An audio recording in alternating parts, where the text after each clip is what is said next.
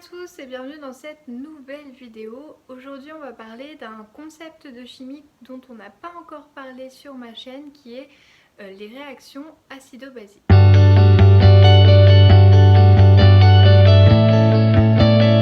Donc tout d'abord, les acides et les bases représentent les molécules les plus courantes dans la nature. D'ailleurs, elles font partie de notre quotidien parce qu'on les trouve dans les engrais, les médicaments, notre alimentation.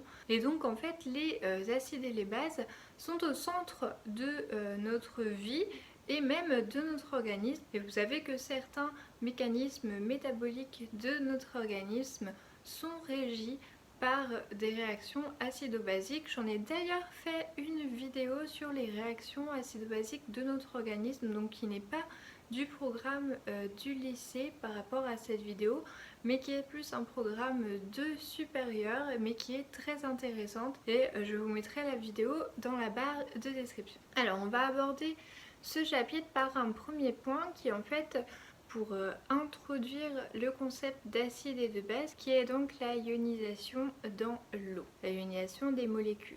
Donc vous savez qu'un acide, donc qui est un composé moléculaire qui peut être un ion positif ou un ion négatif, je le rappelle. Donc une fois dans l'eau, il va partiellement se ioniser et céder un proton, donc H+, et par exemple c'est le cas de l'acide éthanoïque, donc qui est notre vinaigre de cuisine, qui est CH3COOH, donc quand on le fait réagir avec de l'eau, il va céder un proton H+, et donc ça va devenir H3O+, plus CH3OO-.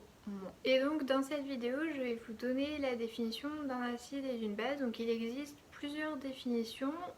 Aujourd'hui, on va voir la définition de Bronsted-Lowry qui dit donc qu'un acide est une espèce moléculaire ou ionique susceptible de donner un ou plusieurs protons H+, et une base, c'est une espèce moléculaire ou ionique susceptible de pouvoir capter un ou plusieurs protons H+.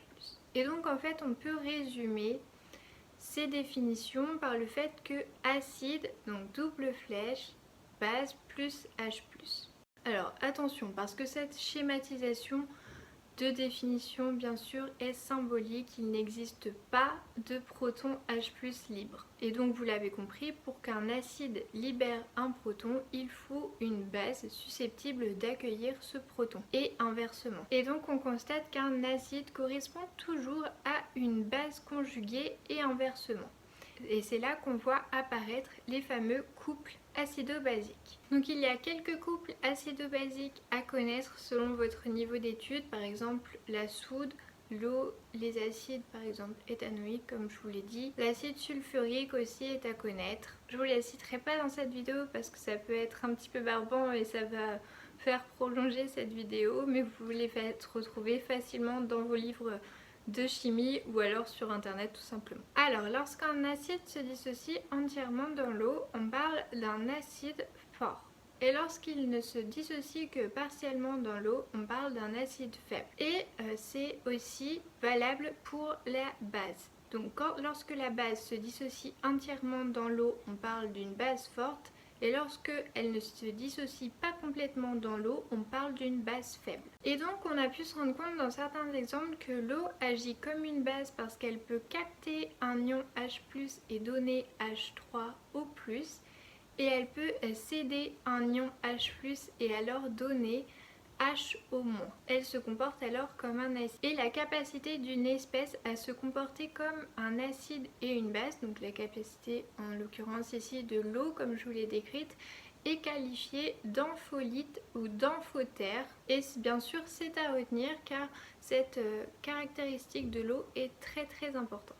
Donc maintenant on va voir la constante d'acidité et la constante de basicité. En effet, vu que les réactions acido-basiques constituent des équilibres chimiques, il est important de définir des constantes d'équilibre. Et donc on va considérer de façon symbolique un couple acide-base, donc noté HA A-. Donc la constante d'acidité, notée Ka, fait référence à l'ionisation de HA, donc de l'acide, dans l'eau. Et donc Ka vaut concentration de H3O+, fois concentration de A- sur concentration de AH. Vous avez peut-être aussi l'habitude de voir pKa qui est tout simplement moins log de Ka.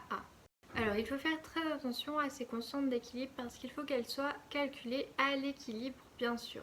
Par définition, Ka ne dépend que de la température parce que c'est une constante thermodynamique. On peut aussi définir un Kb qui serait une constante de basicité et donc cette constante de basicité qui vaut Kb égale HO- fois AH sur A-. Alors, on utilise beaucoup plus la constante d'acidité que la constante de basicité parce qu'en fait, vous avez bien vu que les deux sont liés. Donc, on peut avoir l'une si on a l'autre et en fait, du coup, on n'utilise que Ka. Maintenant, on va voir ce qu'on appelle produit ionique de l'eau. Alors, qu'est-ce que le produit ionique de l'eau? Comme tout à l'heure, je l'ai dit, l'eau peut se comporter en acide et en base. Et en fait, H2O, c'est l'acide du couple acido-basique H2O, HO-. Et donc on peut lui définir une constante d'acidité à ce H2O. Et cette constante d'acidité, on la note pas Ka, on la note Ke et c'est le produit ionique de l'eau. Donc Ke est égal à concentration de H3O+, fois concentration de HO-. Et c'est ce qui définit le produit ionique de l'eau. Étant une constante, on sait que le produit ionique de l'eau à 25 degrés, c'est égal à 10-14. Attention, ce 10-14 n'a pas d'unité. On peut aussi trouver le pKe, donc qui est moins log de Ke, et dans ce cas, pKe c'est égal à 14 à 25 degrés. Et donc, on a voulu mesurer l'acidité ou la basicité d'une solution, et donc on a créé la fameuse échelle de pH. Donc le pH c'est quoi? C'est moins log de la concentration d'H3O+ dans une solution. Et en fait, tout simplement, on mesure l'acidité d'une solution quand on mesure le pH. Donc vous savez que quand le pH est inférieur à 7, la solution est dite acide. Quand le pH est égal à 7, elle est dite neutre. Et quand elle est supérieure à 7, on dit qu'elle est dite basique. Alors on a défini bien sûr l'échelle de pH, mais il y a une autre échelle qui existe qui est l'échelle de pOH et qui là bien sûr sert à définir la basicité. pOH égale moins log de la concentration de OH-. Et bien sûr vous vous en doutez, cette formule est beaucoup moins utilisée que la formule du pH parce que les deux sont liés et on retrouve les deux en disant que pH plus pOH égale pKe égale du coup 14 à 25 degrés. Donc maintenant on va parler un petit peu de diagramme de prédominance. En effet, avec la fameuse formule donc pH égale pKa plus log de base sur acide, donc cette relation plus connue sous le nom de relation de Anderson-Hasselbalch, j'espère que je prononce bien.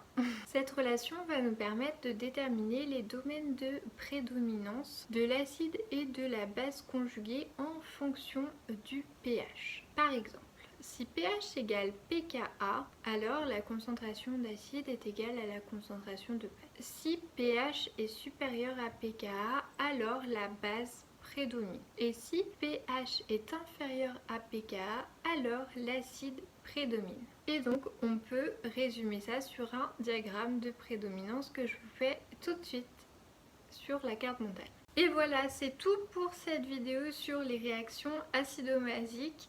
J'espère qu'elle vous a plu. Si vous l'avez aimé, n'hésitez pas à mettre un pouce bleu ou même s'abonner à ma chaîne si ce n'est pas encore fait. Je vous retrouve très bientôt pour une prochaine vidéo. Ciao ciao!